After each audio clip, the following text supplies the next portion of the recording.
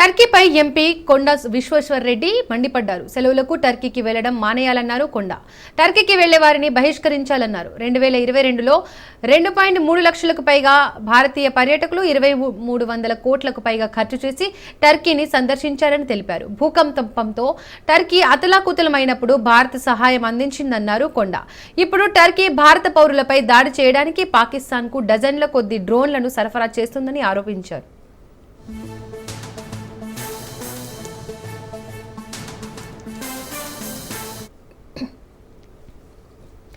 టర్కీపై MP కొండ విశ్వేశ్వర్ రెడ్డి మండిపడ్డారు. సెలవులకు టర్కీకి వెళ్లడం మానేయాలన్నారు కొండ.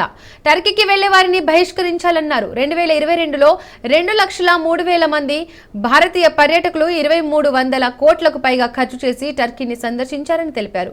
భూకంపంతో టర్కీ అతలాకుతలమైనప్పుడు భారత్ సహాయం అందించిందన్నారు కొండ.